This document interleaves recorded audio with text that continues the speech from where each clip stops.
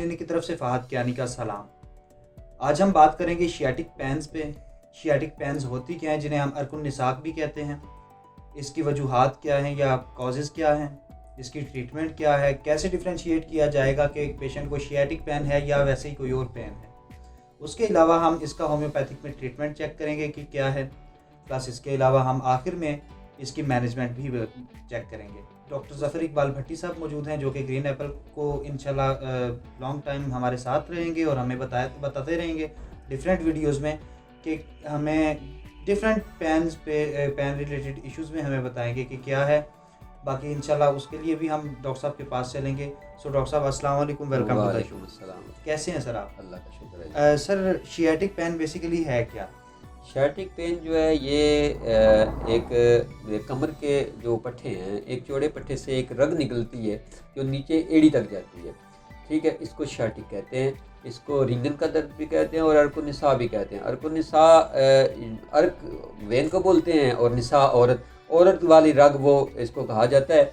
और ये जो है वो मतलब इतना कज़ियतनाक दर्द होता है कि इसमें वो बंदा जो है रिंगने की तरह का या लंगड़ा के चलता है, इसलिए इसको रिंगनी का दर्द भी कहा जाता है। ठीक है सर। तो आपने एक टर्म यूज़ की है कि अर्कुन निसा, मतलब औरत वाली वेन, तो उसमें ये बता दीजिए कि सिर्फ लेडीज़ में ही होता है या जेंट्स में भी होता है? नहीं, ये दोनों, मेल और फीमेल दोनों में होता है। ठीक है सर। और इसकी इसकी साइन एंड सिम्टम्स क्या है, कैसे पेशेंट को पता चलेगा कि उसे अर्कुन निसा है? अर्कुन निसा के जो साइन एंड सिम्टम है उसमें ये है कि एक तो इसमें वो जो एक ड्रग का मैंने आपको बताया कि वो सिर्फ उसी में पेन होता है, उसी में दर्द होता है। जिस मरीज़ को ये दर्द होता है तो वो उसको ऐसे पता चलता है कि वो जैसे उसकी टांग खिंची हुई है, और उस खिंची हुई टांग में वो जो वेन होती है, वो जो पट्टे की जो वेन होती है, वो उसमें अकड़ाहट सी महसूस होती है। सम टाइम ऐसा होता है कि वो टांग या वो जो वेन नाड़ है या वो वेन जो है वो सुन सी होती महसूस होती है, और उसके लिए चलना दोबारा हो जाता है। तो ये जो है जिस वक्त अर्कुन निसा होता है तो एक डॉक्टर जो है वो जो उसको जो डायग्नोज कर लेता है कि अर्कुन निसा है या कि मतलब कोई नॉर्मल दर्द है। ठीक है सर। तो नेक्स्ट मेरा क्वेश्चन ये है सर कि इसकी कॉज क्या है, किस वजह से ये होता है? इसके मुख्तलिफ काज हैं। मतलब ये मतलब कमर के मोरों की ख़राबी की वजह से भी हो जाता है। उसके बाद एनेस्थीसिया जो इंजेक्शन लगते हैं औरतों को सी सेक्शन में, उसमें भी हो जाता है। जो मतलब इंजरी हो जाती है कहीं, मतलब एक्सीडेंट में वो बंदा गिर जाता है, उसको कमर के मोरों में चोट आ जाती है, तो उसकी वजह से भी हो जाती है। ठीक है सर। और इस पे हम होम्योपैथिक में क्या ट्रीटमेंट वैसे कर सकते हैं? होम्योपैथिक के हवाले से हम साइन एंड सिम्टम के हवाले से बात करेंगे कि मतलब टू दी सिम्टम्स हम बात करते हैं तो इसमें मुख्तलिफ ग्रुप ऑफ मेडिसिन आ जाती हैं, जिसमें मतलब फर्स्ट लाइन पे हम कालोसेंथस, निफालम, वेस्कम अल्बम, टिलोरियम और इन जैसी एक ग्रुप ऑफ मेडिसिन होती हैं जो कि मतलब कंप्लीट करती है इस केस को। अच्छा सर, एक और क्वेश्चन मेरा ये है कि जो बहुत ज़रूरी है और हमारे व्यूअर्स भी जानना चाहेंगे कि हमें एक पेशेंट है जिसको अर्कुन निसा का इशू है, उसको क्या खुराक ऐसी है जो खानी चाहिए, क्या ऐसी है जो नहीं खानी चाहिए? खुराक के हवाले से तो बहुत सारी चीज़ें आ जाती हैं कि जो ऐसे मतलब इशू क्रिएट कर देती हैं। मसलन सपोज जैसे चावल, हम बहुत ज़्यादा लोग चावल खाते हैं, ठीक है, बड़ा गोश्त बहुत मतलब इस्तेमाल किया जाता है, और ऐसी जो चीज़ें मतलब जैसे ठंडे गर्म का हमें कोई तमीज़ नहीं होती, जंक फूड्स और फिज़ी ड्रिंक्स बहुत ज़्यादा यूज़ करते हैं, उसकी वजह से ये प्रॉब्लम आ जाती है।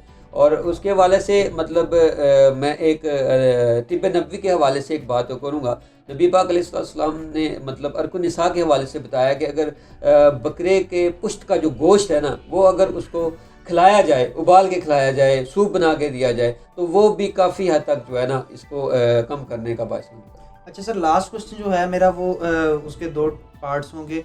मैनेजमेंट में मैं पूछूंगा कि इसकी मैनेजमेंट कैसे हो सकती है, लेकिन पार्ट 1 में मैं ये आपसे पूछना चाहूँगा कि एक पेशेंट है जिसको अर्कुन निसा का पेन जो है, शियाटिक पेन, वो स्टार्ट हो गया है, वो डॉक्टर तक पहुंचने तक वो क्या तदाबीर इख्तियार करे जिससे उसका पेन में थोड़ा सा रिलीफ हो सके, ठीक है। प्लस ये कि वो डॉक्टर से कंसल्ट करने के बाद आप क्या उसको मशवरा देंगे कि मेडिसिन लेने के बाद वो किन चीज़ों से रुका रहे, मतलब कौन सी ऐसी हरकतों सकनात है जिनसे वो रुका रहे तो उसे पेन ना हो? इसमें दो चीज़ें आ जाती हैं। फर्स्ट ऑफ ऑल, जिस वक्त एक शियाटिक हो गया है, बंदे को शियाटिक पेन हो गई है, तो एक तो उसको बिल्कुल ही मूवमेंट में तब्दीली लेके आनी पड़ेगी। एक तो आराम करे, बिल्कुल हार्ड बेड यूज़ करे, उसके अलावा खुराक बिल्कुल नरम इस्तेमाल करे, और शदीद पेन की सूरत में ये करे कि जो हार्ड वाटर बॉटल्स होती हैं वो पानी गर्म करके वो उसकी सेकाई करे। अगर मतलब पानी नहीं मिलता तो रेत के साथ सेकाई कर सकता है, और अपनी खुराक जो है वो बिल्कुल मुतदल रखे। जी सर।